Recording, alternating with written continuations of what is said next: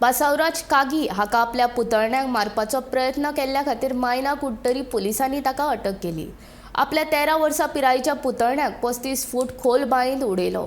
कागीचें affair आशिल्लें आनी त्या भुरग्याक ताची खबर आशिल्ली. आपली गडबड भारी येतली ह्या भंयान ताणें आपल्या पुतळण्याक जिवो मारपा खातीर बांयत धुकल्लो.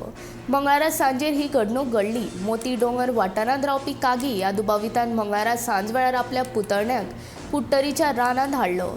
रानांतलें एक बरें आंब्याचें झाड दाखयता अशें सांगून 35 फूट खोल बांयच्या सामकार हाडलो आनी भोंवतणी कोणूच ना तें पळोवन ताणें ताका त्या बांयत धुकलून उडयलो आनी घडणूक थळा वयल्यान पळून गेलो. फातराच्या आदारान वयर चडून त्या भुरग्यान आपलो जीव वाटावलो आनी रातच्या काळखान लेगीत व्हड धीर दाखयलो.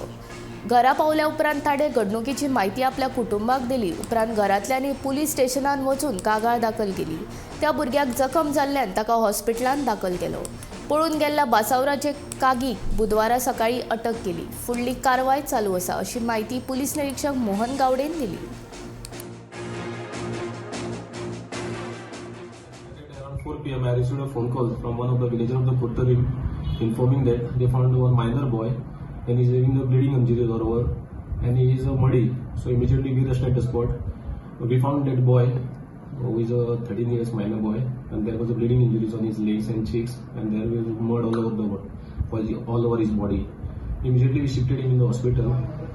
During investigation we come to know that his uncle took him in that jungle and he threw in the one well there. He's around 35 meters in height. Thereafter he fled from the spot.